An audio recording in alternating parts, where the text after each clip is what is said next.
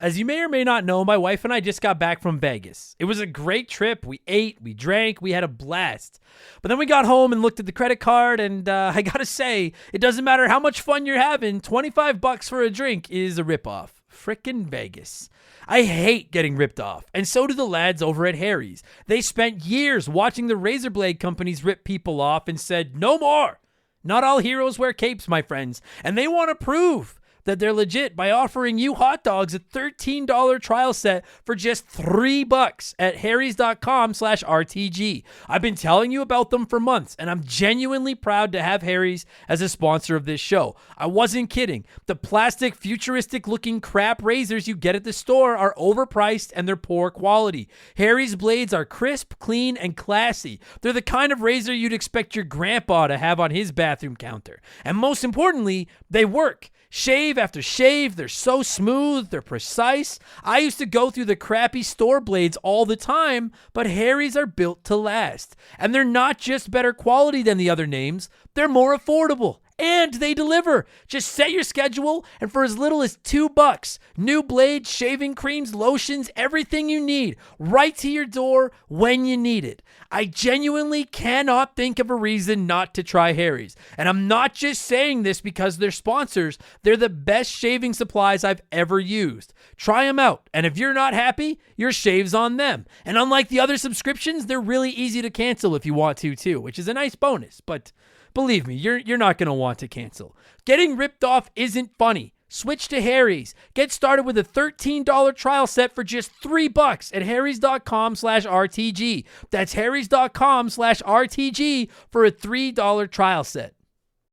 Remember the Game is brought to you by my website, abcomedy.net. As you may or may not know, I'm a comedian by night. And as much as I love talking about old video games, telling jokes is how I actually pay my bills. So please check out my website.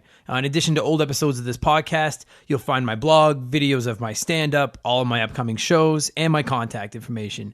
If you need a comedian for your next fundraiser, corporate event, house party, whatever you got going on, hit me up. Again, it's abcomedy.net. And if you're enjoying the podcast, please subscribe to it. Please leave us a good review. And most importantly, please tell a friend. I'd really appreciate it. There'll be a new episode every single Wednesday. Thank you guys so much for the support. I hope you enjoy the show.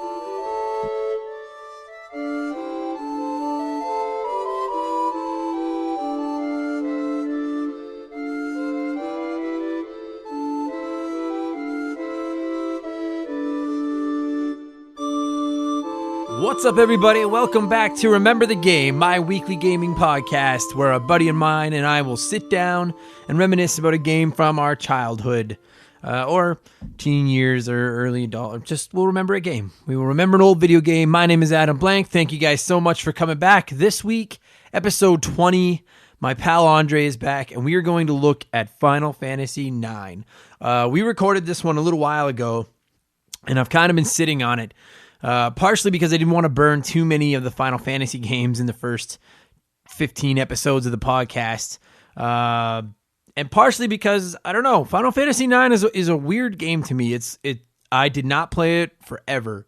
I'll break it down more when we get into the podcast itself. I didn't play it until 3 or 4 years ago, and I finally downloaded it on my Vita, of all things.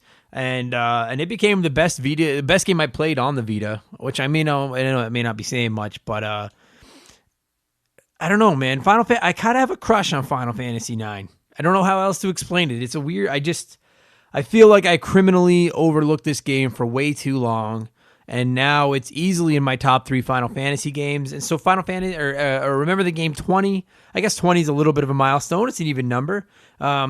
We're going to give Final Fantasy IX its due, and we're going to spend some time talking about, for my money, one of the greatest RPGs ever made, and damn, man, like maybe the best Final Fantasy game. You know, it may not be my personal favorite, but for my money, it might be the best one. It's a great game.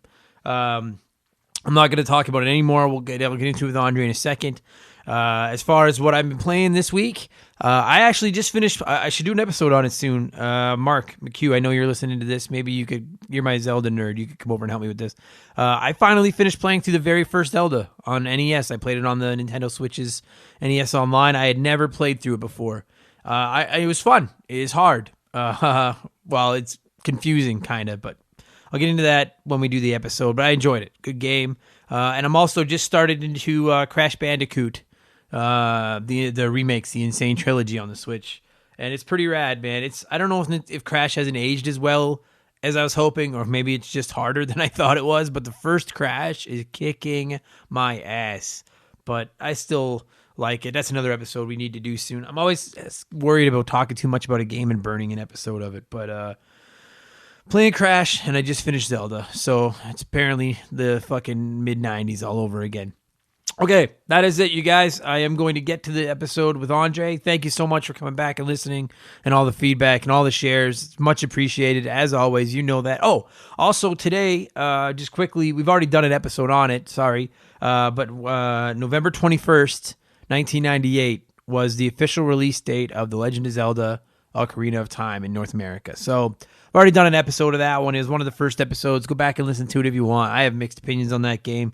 That said, you can't deny the impact that game has had and the legacy that game has left. So happy 20th birthday, Legend of Zelda Ocarina of Time. I would play you, but you are not available on anything I own right now. So good enough. All right, that's it, you guys. We are going to get to the episode. Thank you so much for listening. I've already said all that. Good enough. Here we go. You guys, Final Fantasy IX with Andre. Check it out.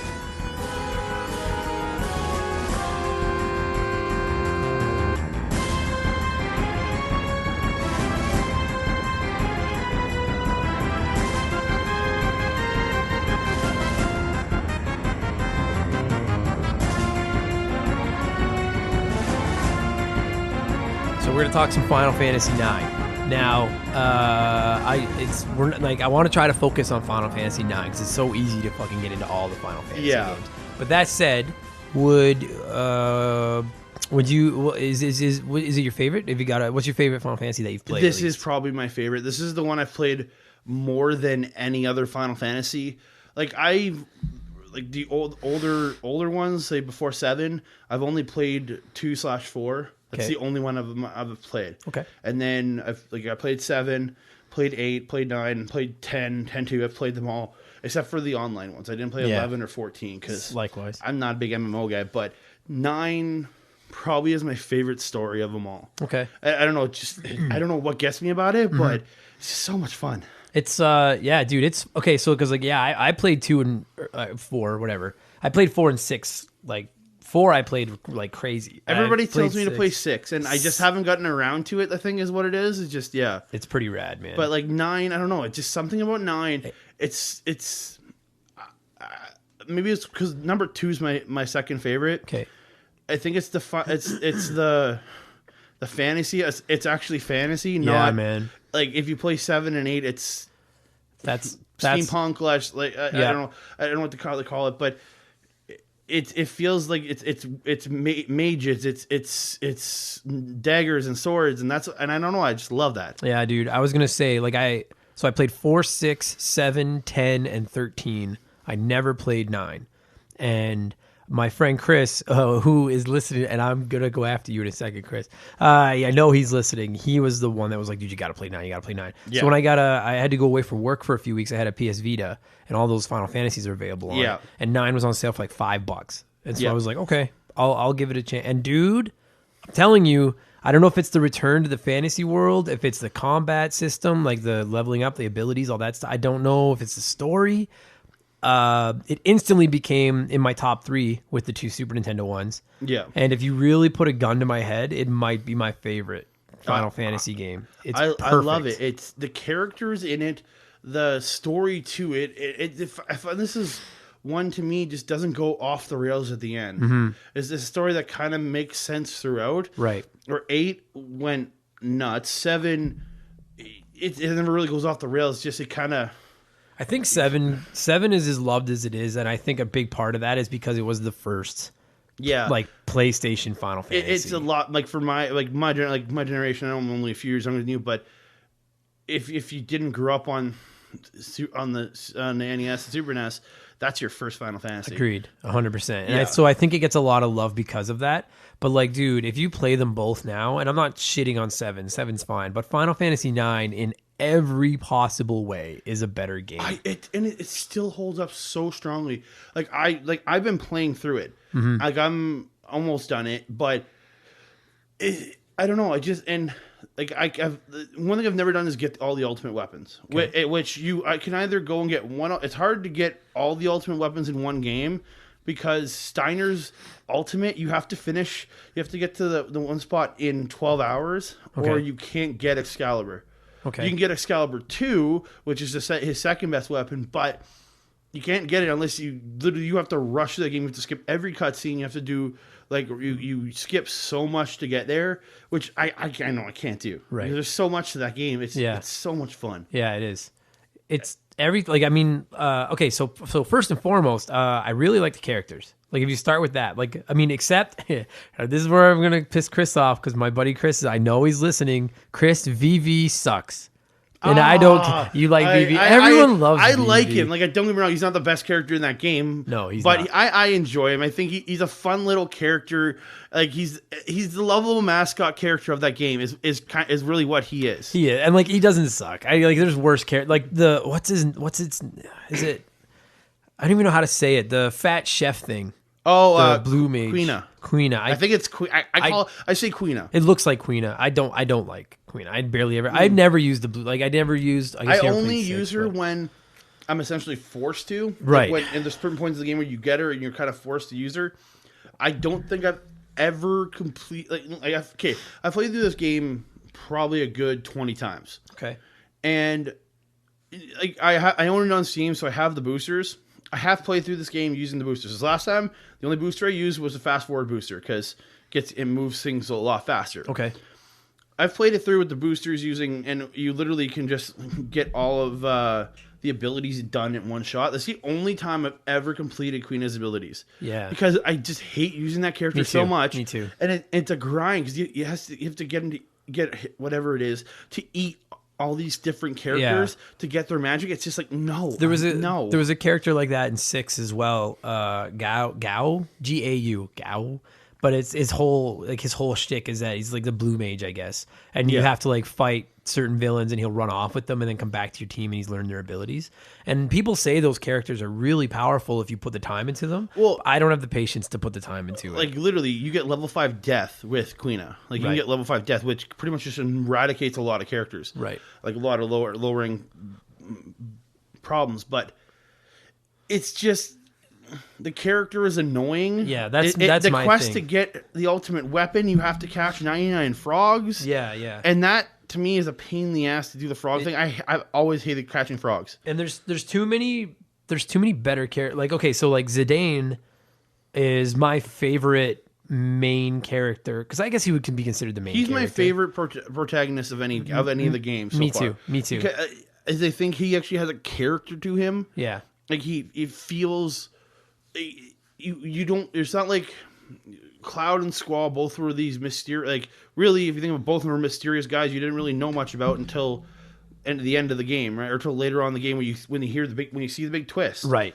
Whereas Zidane, you know who he. Yes, we learn there is a twist for him later on where you find out he's a soul. What is this vessel supposedly for the Terrans to be reborn into? But he's a character from the beginning. He doesn't seem that mysterious guy you know nothing about. Agreed. Yeah. He's very likable. Very, very likable. Cloud is likable in a way of he's cool.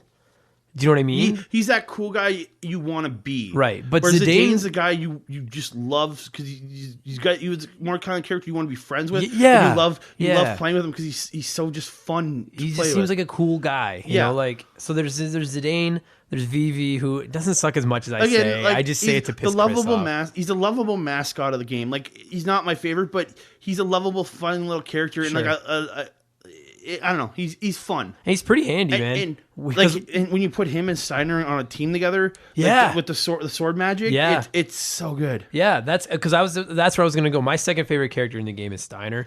Because he's such bumbling oaf in the game. Yeah, he's kind of a stick in the mud. But he's this fun character, because he's the ultimate I don't know to say, like he wants to serve his master every time, but then his masters keep getting like he keeps having to serve a new master almost. He's so much fun to watch progress because he progresses from this stick in the mud guy at the game to this like badass fighter knight. By the end of the game, he's just this badass character. He's just, I don't know, it's amazing. See, to me, like one of the coolest things about the Final Fantasy games are the way that the characters that you control interact. And one of the things I like about Steiner so much is I love watching him and Zidane kind of argue with each other, you know, because Zidane's always breaking his balls. Game. But then I also love the way that Steiner, like, what does he always calls it? Is it Sir Vivi or Master? Sir Vivi. He respects Vivi. That's the thing, because he respects the magic, and that's why I think the sword magic they do together is so cool because he has because there's that pure respect between the two characters. And it really like they do such a great job of making that apparent. Oh yeah, because he'll argue with Zidane and be like, shut the hell up, Zidane. I can't stand you. Yeah, but then he's so nice to Vivi, and you're like, it's awesome. He looks at Vivi as this great like wizard, but he looks at Zidane as a street rat. Yeah, like a pain in the ass. He's a thief. He's a street rat. He's causing trouble. He's a kidnapper. Yeah.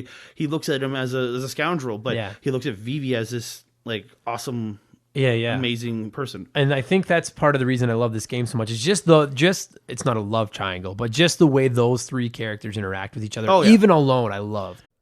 This show is sponsored by BetterHelp.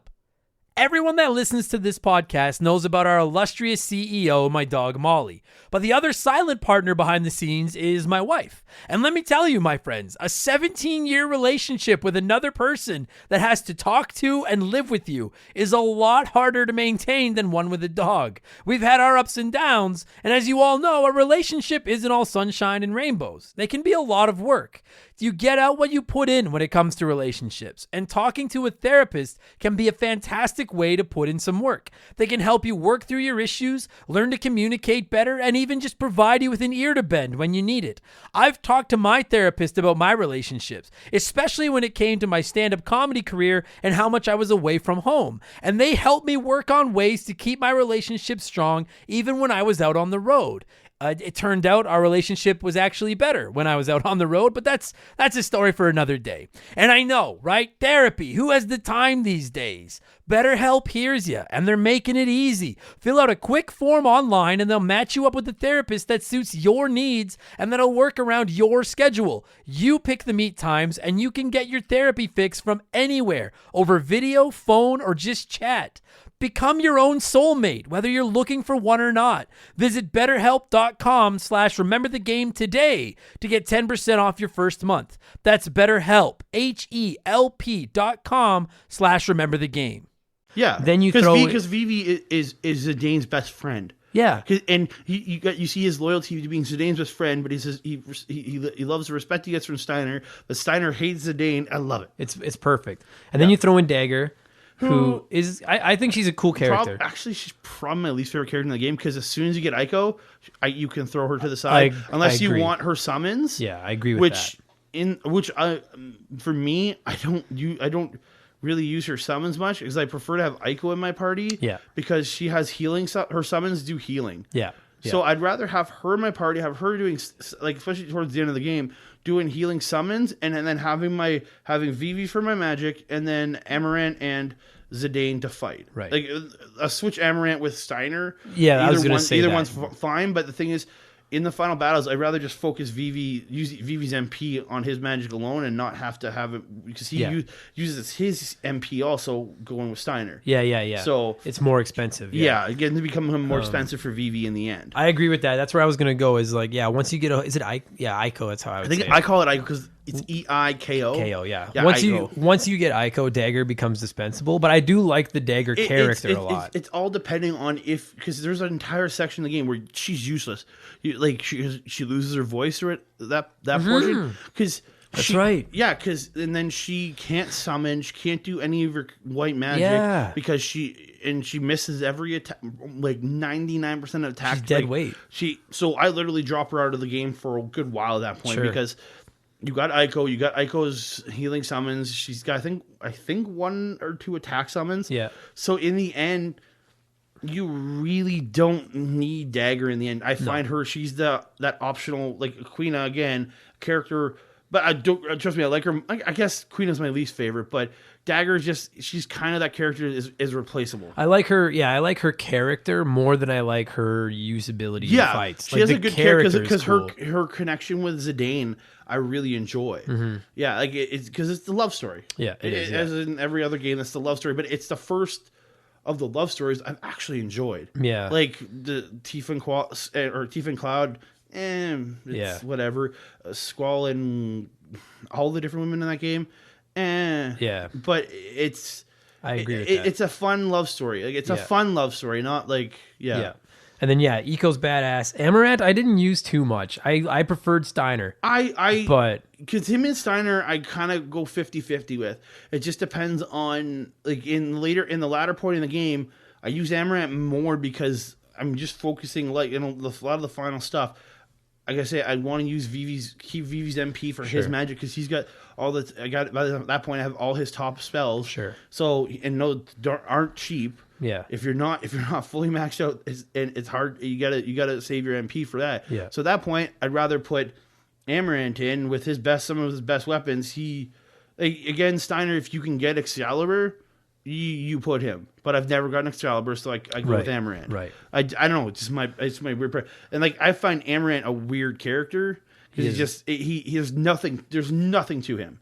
Yeah. Like, there's really nothing to his character, but he's a badass fighter. Sure, that's what it is. But I think that's why I prefer Steiner. Is I'm just like I get the Steiner character. Amaranth's just kind of. And the thing is, you can put Steiner in the thing and not use the sword magic because he also has the sword art abilities. Right. And he has great abilities. Just I don't know.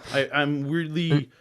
I like using Amaranth more for some reason. And then there's is it Freya? Freya's a character who's has some good abilities, but again, I get Freya. I use Freya kind of when I'm forced to. Yeah, same thing. It's because Steiner replaces Freya in pretty much any battle for me. As soon as I can put Steiner back in, I replace Freya with Steiner. Because, keep Vivi, and then you have Ico or Dagger for your healing, and you have Zidane always, right? Yeah. So, and Freya's my least favorite of the secondary attackers. Yeah. As soon as I can form a team of my own, it's once you have everybody in your veiled library. It's almost practically always Zidane, Vivi, Eco, and then I like Steiner. Yeah. But at one point in the game, you actually have to split up you become two different factions. That's right. And...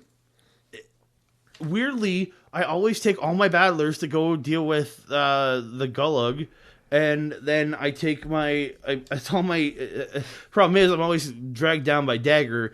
Every game thing says recommend take Dagger with you to the Gullug because you're gonna need another person there. But I really, and then I have it ends up being Freya, Quina, Ico, and Dagger. The thing is, between if you've done some of the work with Quina, Freya and Quina can get you through that section by themselves. Right. And you just have Ico healing, and you don't need the force. Dagger's just you there. You can live without Dagger there because Dagger's just there to absorb some hits. If you get honestly, if you can get yourself Goblin Punch and Holy for Quina, it can get you through that entire section. Sure. Yeah. It's like the Goblin Punch alone can get you through that section with her. Right. Or him, whatever you want to call it. So that like to me, like that's like I really like a lot of, I mean, I do like the way that Final Fantasy IX goes back to that fantasy world, but my favorite thing about it is that, I mean, and like, again, like, Amaranth, there's a couple exceptions, but I really enjoy the characters. I really enjoy the classes. I really enjoy the ability system in it. Yeah, because it's you put the thing on and you gradually build up the ability again. Yeah. And then once it's complete, you get rid of it, you have it set in that ability menu, which I like. Yeah. I thought it was a superior version of the materia system. Yeah, I like how you can unequip, but they keep the ability as long as they've learned the ability. Yeah, as long as you fully learn the ability, where other games, not so much. But I don't know.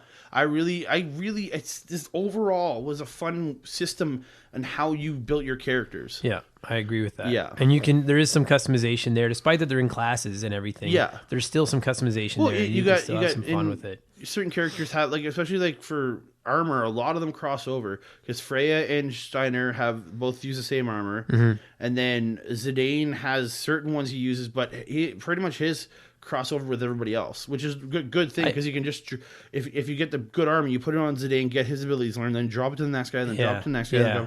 And if you there's this point where you're on the way to go to Freya, meet Freya's people.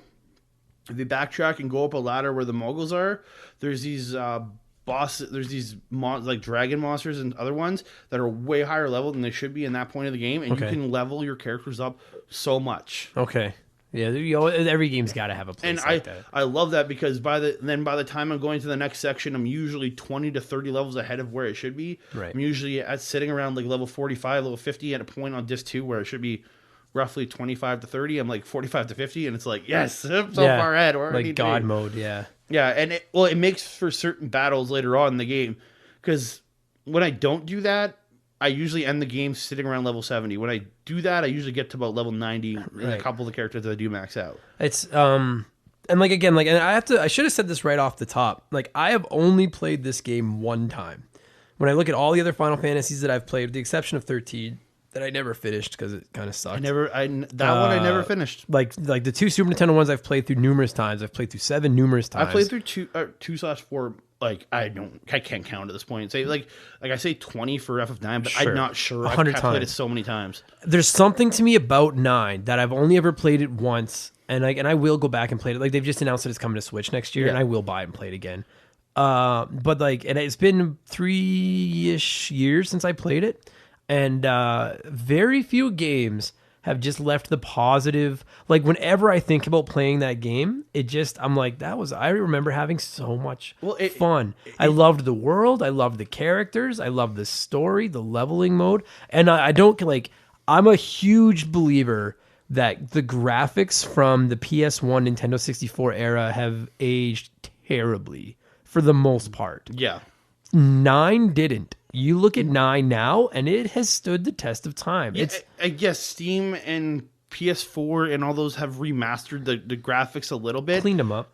But even, like, I have a friend who has 9. I hadn't booted up for me. I booted up at his place, and just to see what it looked like, and compared to my Steam game, and honestly, it was so close. It looks the graphics good. Still hold up very well. They really, like, because that was the last PS1. Because after that, it was Final Fantasy X, which they launched on the PS2. Which was PS2, yeah, where it had voice actors and stuff. Yeah, and I really feel like 9, much like Final Fantasy VI, was their swan song in the like pre 3D era.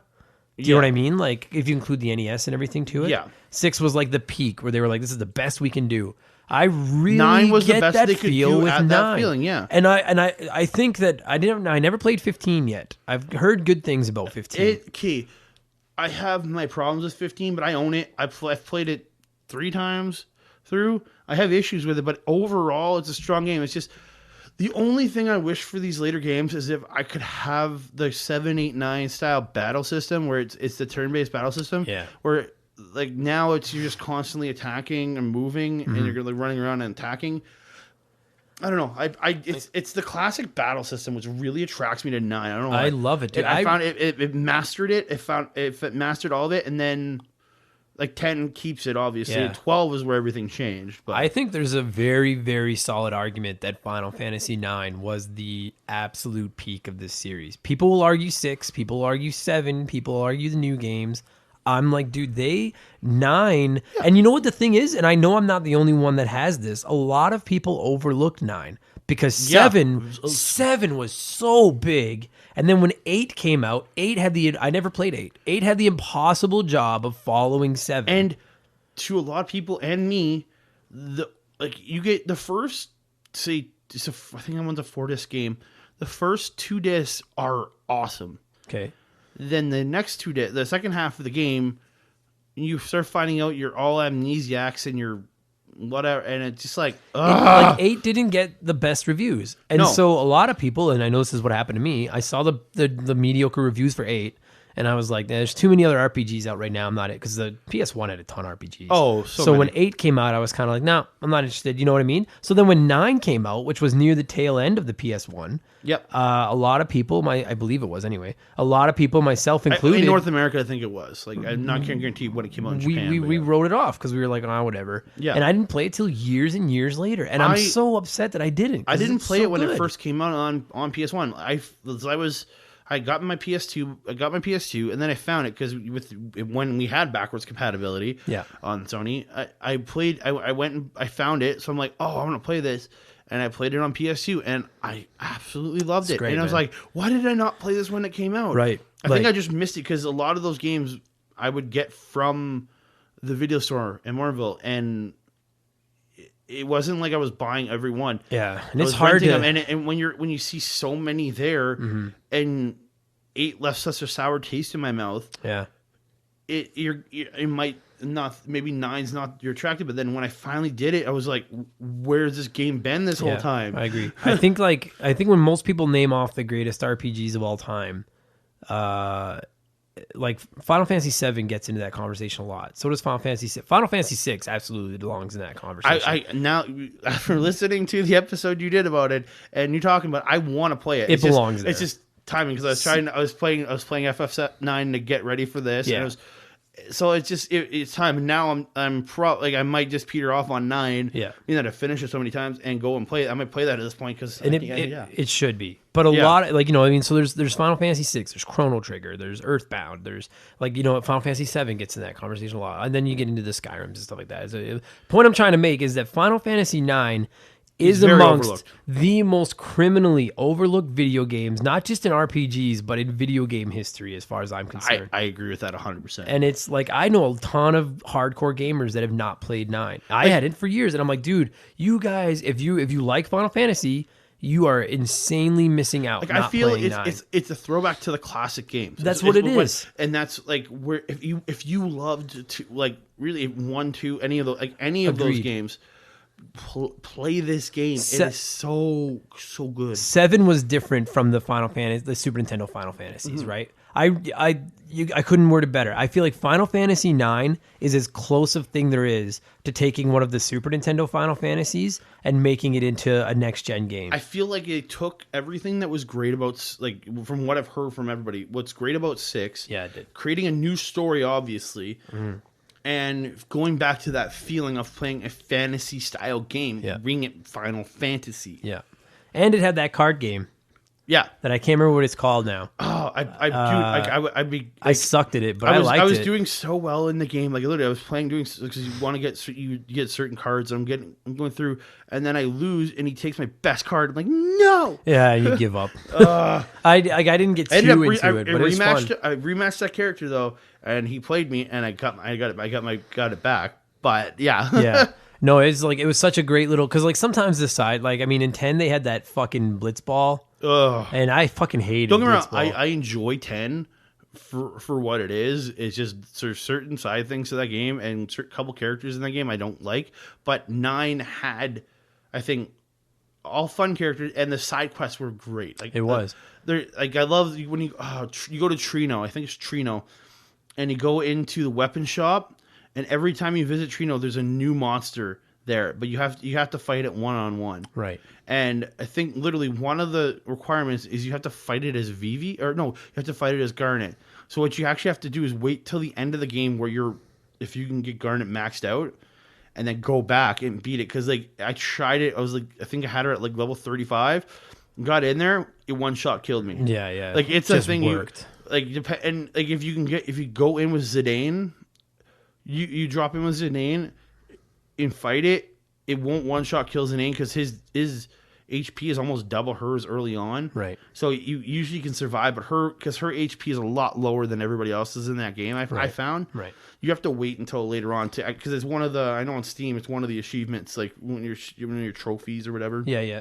I know about other systems, but yeah, it's just so many small things like that in the game. It's funny. Like, I can't think of another video game I feel like this about.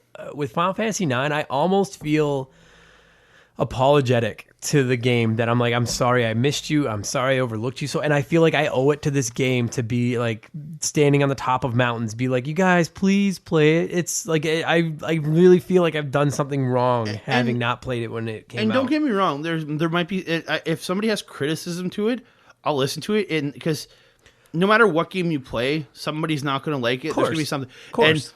And to me, that's fine. It's just this, to me, like 7 was a lot of fun. 8 disappointed me, and 9, I think, brought me back into 5. It was the reason I went and played 10. I think it was just around the time 10 was coming out, is that I found out. I was like, oh, I'll go back and play 9, and I'll try this out. I found it and tried it out, and I think because of that, it made me want to play 10 from there. But I've played Final Fantasy 7 multiple times. I've played 8 a few times.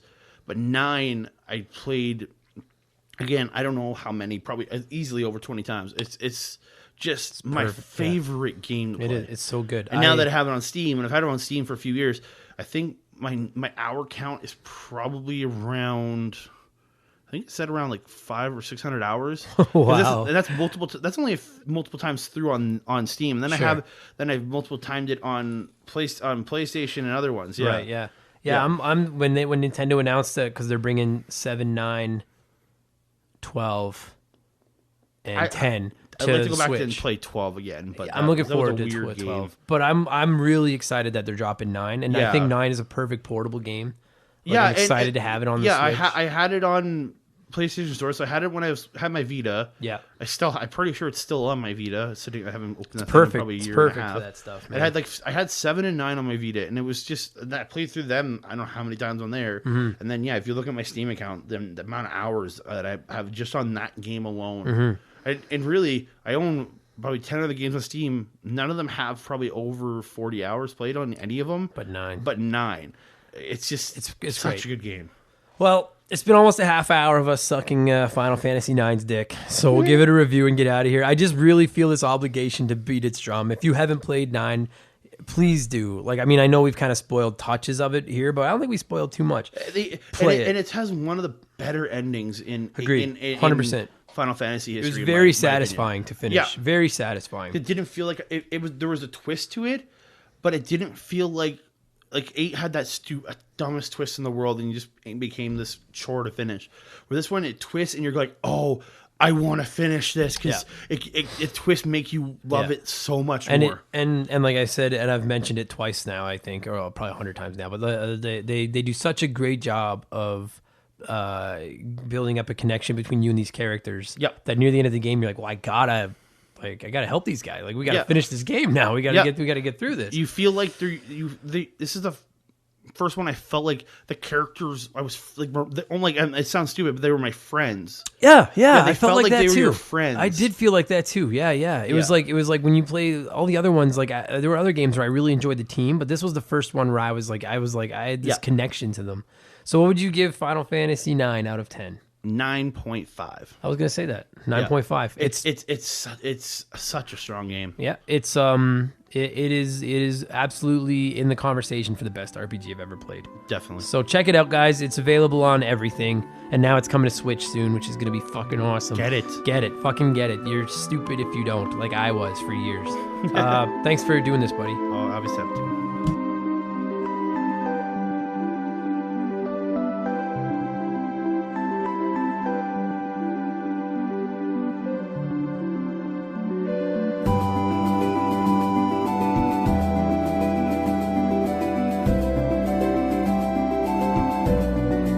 That's going to do it for another episode, you guys. Thank you so much for coming back and downloading and listening, or whatever it is you did. Andre, thanks for coming over. We'll do another batch soon. And I know we recorded this episode a couple of months ago, so I can't remember everything we talked about. But if I didn't say it in there, and I probably did, if you've never played Final Fantasy IX and you're an RPG fan, play Final Fantasy IX. It's really, really good.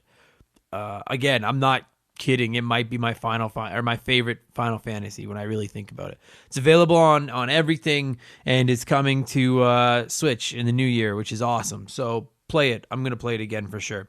That's it. Guys, I'm going to get out of here. 20 episodes in. Thank you guys so much. Really, I appreciate you all for listening, and let's keep this thing going. And we're on our way to 40, okay? But I could have said 50, but 40 will do. We're on our way to 40, you guys. Take it easy. Have a great week. I will be back again next Wednesday. All right. Cheers.